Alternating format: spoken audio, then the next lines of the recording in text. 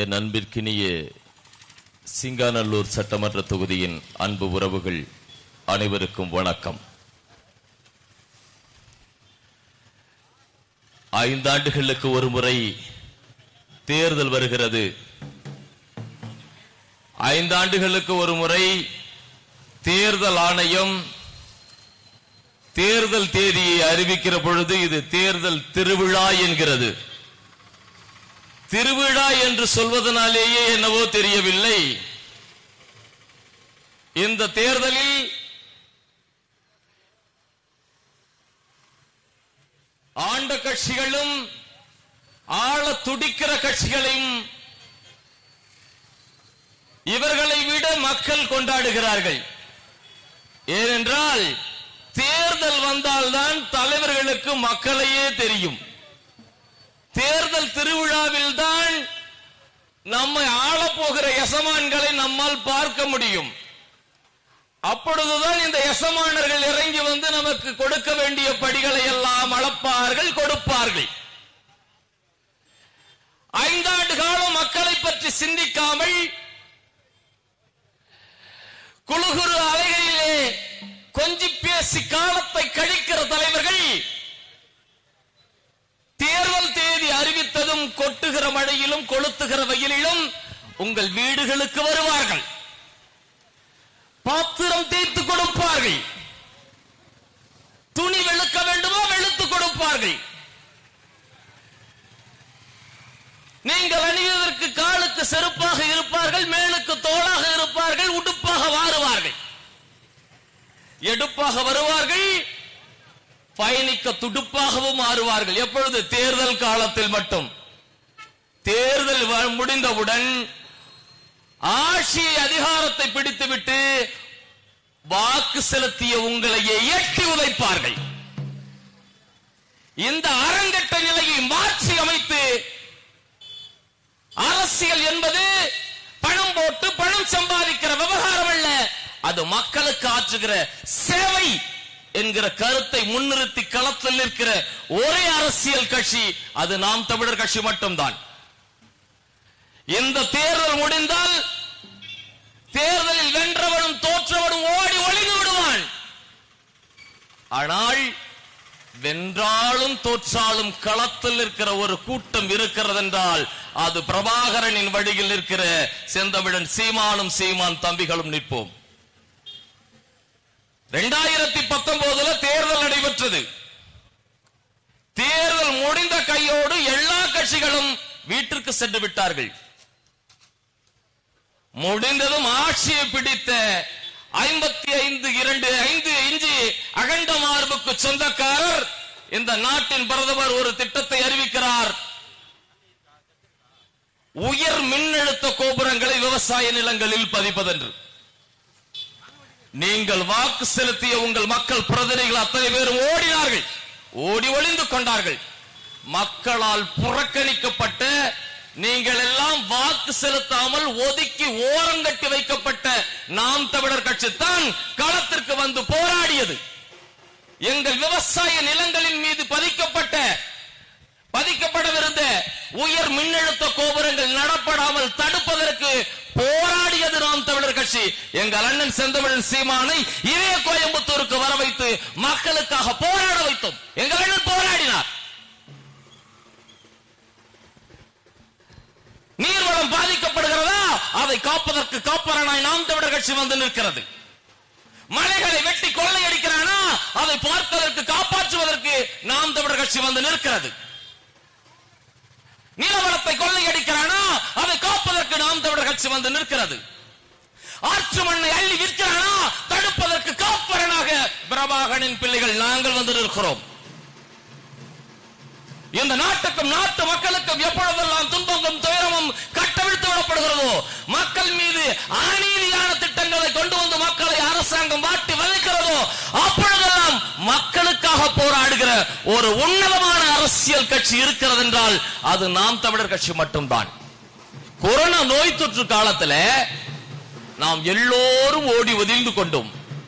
வெளியே வந்தால் நோய் உங்களை பிடித்துக் கொள்ளும், இழுத்து பிடித்துக் கொள்ளும், நோய் தொற்று வந்துவிடும் என்று 144 தடை உத்தரவை அரசு பிறப்பித்தது.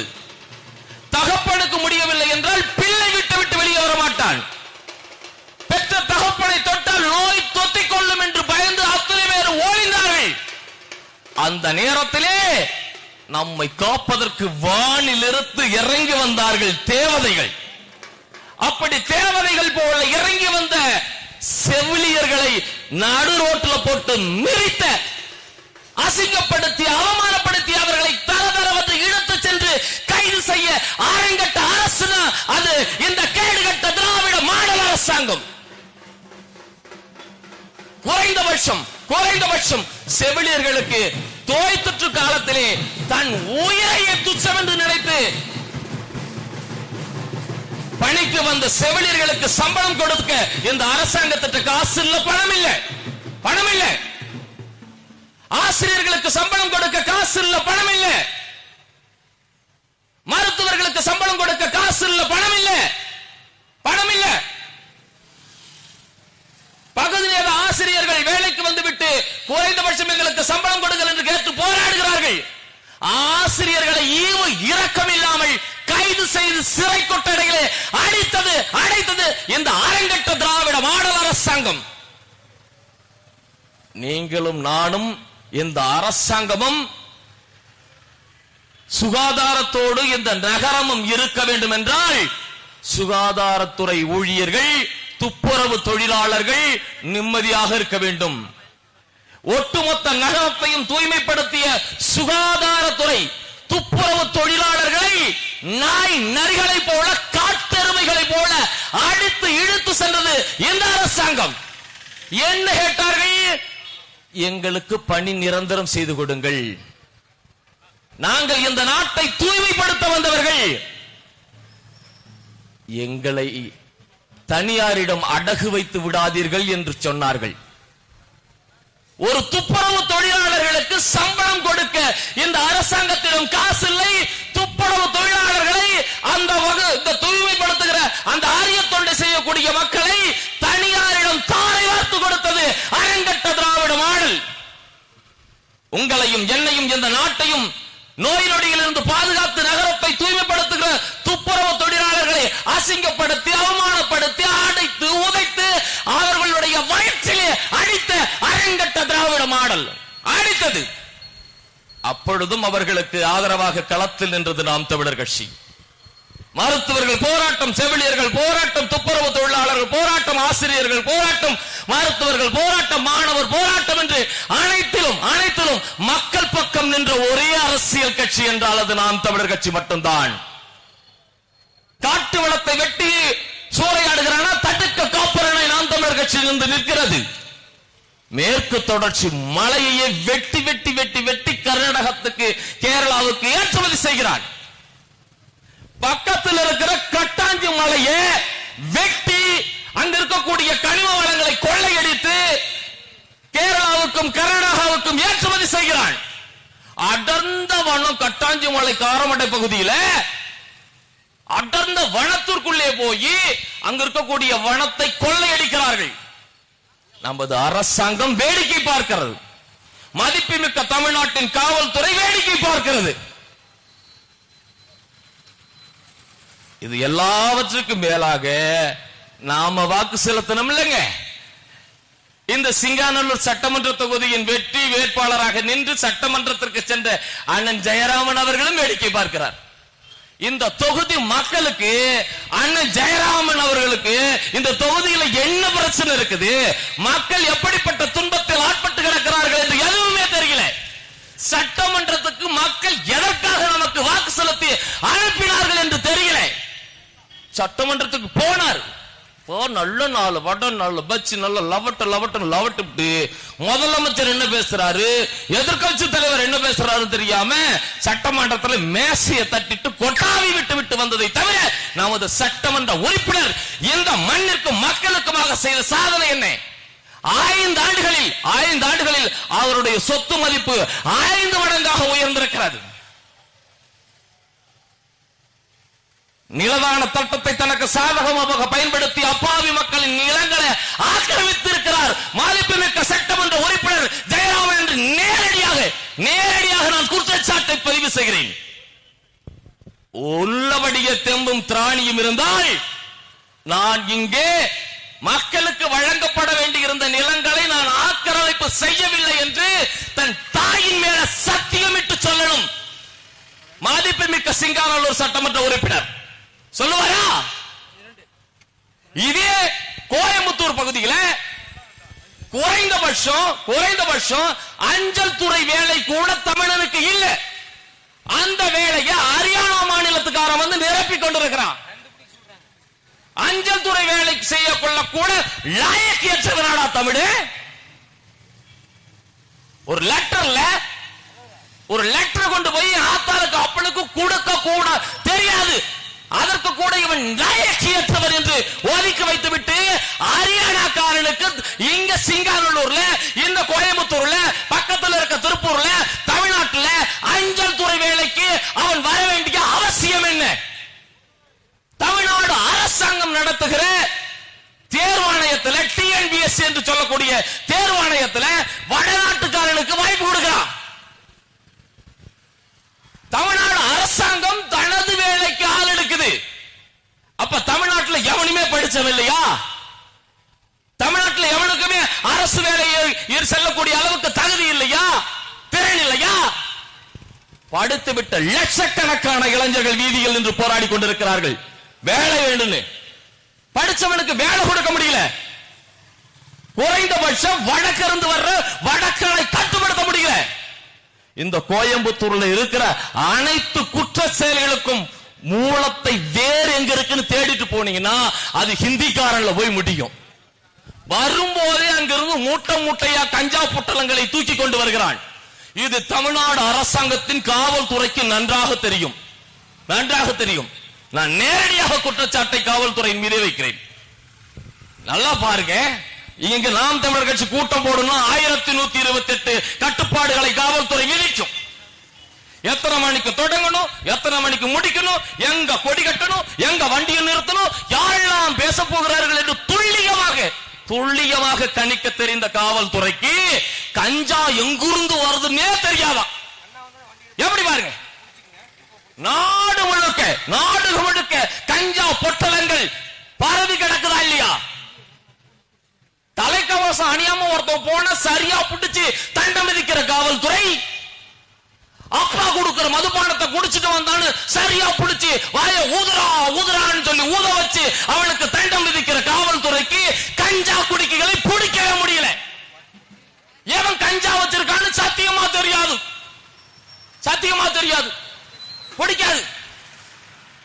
எப்படிப்பட்ட காவல்துறை பாருங்க.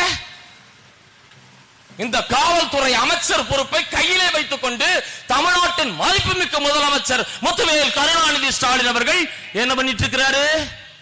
அமெரிக்காவில் போய் சைக்கிள் ஓட்டிட்டு இருக்கிறாரு. தினமும் பச்சை பிள்ளைங்க மாதிரி ரீல்ஸ் போட்டு உட்கார்ந்து இருக்கிறாரு. நாட்டு மக்களுக்கு எது தேவை, என்ன பிரச்சனை, என்ன நடக்கிறது எதுவும் தெரியல. எங்கள் மக்கள் குடிக்கிற குடிநீருக்கு, படிக்கிற கல்விக்கு, உயிர் காக்கிற மருத்துவத்திற்கு தினம் போராடி கொண்டிருக்கிறார்கள். தரமான கல்வி இல்லை, தனியான மருத்துவம் இல்லை, தரமான சுகாதாரமான மருத்துவம் இல்லை, குடிநீரும் இல்லை.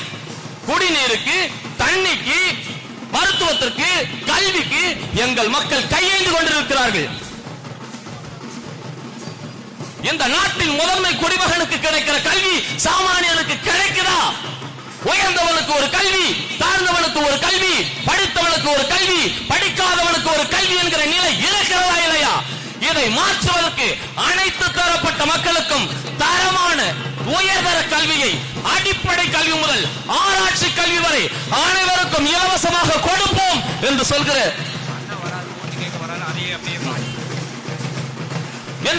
நாம் தமிழர் கட்சிக்கு வாக்கு செலுத்த வேண்டியது ஒவ்வொருவரின் கடமை என்று பேசுவதற்கு எங்கள் அண்ணன் செந்தமிழன் சீமான் அவர்கள் இங்கே வந்து கொண்டிருக்கிறார். அனைவருக்கும் சமமான மருத்துவம் தரமாக கொடுக்க வேண்டும். இந்த நாட்டின் முதன்மை குடிமகனுக்கு எப்படிப்பட்ட மருத்துவம் கிடைக்கிறதோ அதை போல மருத்துவம், தமிழ்நாட்டின் முதலமைச்சருக்கு எப்படிப்பட்ட மருத்துவம் கிடைக்கிறதோ அதை போல தலை சிறந்த மருத்துவம், மதிப்புமிக்க மந்திரிமார்களுக்கு எப்படிப்பட்ட மருத்துவம் கிடைக்கிறதோ அதை போல தரமான மருத்துவம் அனைத்து தரப்பட்ட மக்களுக்கும் கிடைக்க செய்வோம் என்று சொல்கிற ஒரே தலைவன் எங்கள் அண்ணன் சீர்மிகு தமிழன் செந்தமிழன் சீமான் அவர்கள். எல்லோருக்கும் மருத்துவம் சமமாக கொடுப்போம். ஆனா இங்க மருத்துவமனை அப்படி இருக்குதா? தமிழ்நாட்டின் முதலமைச்சர் அரசு மருத்துவமனைக்கு சென்னையில் இருக்கிற ராஜீவ்காந்தி அரசு மருத்துவமனைக்கு போவார்? போக மாட்டார். ஏன்னா அதுக்கு அவர் நம்பிக்கை இல்லை. மணல் திருடி கொண்டிருந்த ஐயா பாலாஜி அவர்கள், செந்தில் பாலாஜி அவர்கள் மீது மக்களை ஏமாற்றி வேலை வாங்கி கொடுப்பதாக ஏமாற்றி வருமானத்திற்கு சொத்து சேர்த்தார் என்று ஈடி வழக்கு பதிவு செய்து கைது செய்து அழைத்துக் கொள்கிற பொழுது அவருக்கு நெஞ்சு வலி வந்துடுச்சு. நேராக அரசு மருத்துவமனை ஓமந்தூரார் மருத்துவமனைக்கு அழைத்துக் கொண்டு சென்றார்கள். ஓமந்தூரார் மருத்துவமனையிலே மதிப்புமிக்க மந்திரியான செந்தில் பாலாஜிக்கு தரமான மருத்துவம் கிடைக்காது, இந்த மருத்துவமனை மீது எனக்கு நம்பிக்கை இல்லை என்று இந்த நாட்டின் அரசாங்கமே நீதிமன்றத்திலே போய் சொன்னது. அப்படி என்றால் என்ன பொருள்? இந்த நாட்டை ஆளுகிறவர்களுக்கு, ஆட்சியில் இருப்பவர்களுக்கு, அதிகாரத்தில் இருப்பவர்களுக்கு அரசு மருத்துவமனையின் மீது நம்பிக்கை இல்லை. தரமான மருத்துவத்தை அரசு மருத்துவமனையில் கொடுத்து விட்டால் எங்கள் மக்களுக்கு இலவசம் கொடுக்க வேண்டிய அவசியம் ஏற்படாது. படித்தவனுக்கு வேலை கொடுத்து விட்டால் அவனுக்கு இலவசம் கொடுக்க வேண்டிய அவசியம் இருக்காது. இதே அரசாங்கம் சொல்கிறது, படித்து விட்டு வேலை இல்லாமல் இருப்பவர்களுக்கு மாதந்தோறும் உதவித்தொகை தருகிறேன். அரசாங்கம் சொல்றது, எதிர்கட்சி தலைவர் சொல்றாரு, புதுசா முளைச்ச பகாமஸ் கட்சி சொல்றான். ஒரு தலைவன் கூட படித்தவர்களுக்கு அவர் படிப்புக்கேற்ற வேலையை கொடுக்கிறேன், சம்பளத்தை கொடுக்கிறேன், அதை கொண்டு வாழுகிற கண்ணியமிக்க வாழ்க்கையை கொடுக்கிறேன் என்று தமிழர் நிலத்தில் எங்கள் அண்ணன் செந்தமிழன் சீமானை தவிர்த்துவிட்டு ஒரு தலைவர் இங்கே பேசியதில்லை. அப்படி என்றால் கல்வியை வைத்து இவர்கள் பிழைப்பு நடத்துகிறார்கள், மருத்துவத்தை வைத்து இவர்கள் பிழைப்பு நடத்துகிறார்கள். குடிக்கிற குடிநீரை விற்று கார்ப்பரேட்டுகளிடமிருந்து வருகிற வருமானத்தில் இவர்கள் கட்சி நடத்துகிறார்கள், ஆட்சி நடத்துகிறார்கள். நாம் தமிழர் கட்சி மட்டும்தான் தூய குடிநீரை அனைத்து தரப்பட்ட மக்களுக்கும் இலவசமாக நாங்கள் வழங்குவோம் என்று பேரறிவிப்பு செய்கிறது.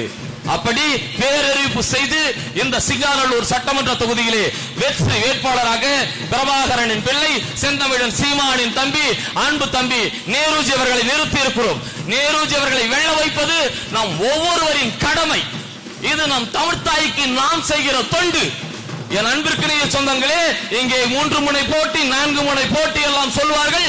ஆனால் நாம் தமிழர் கட்சி உங்களோடு போட்டியிட வரவில்லை. மாறாக என் தாய் நிலத்திற்கு, என் தாய் நிலத்திற்கு சேவை செய்ய வருகிறது. இந்த தாய் நிலத்தை, வளத்தை, நீர் வளத்தை, நில வளத்தை, கனிம வளத்தை, எங்கள் மண் வளத்தை, எங்கள் மொழியை காப்பாற்றுவதற்கு போராட வருகிறது.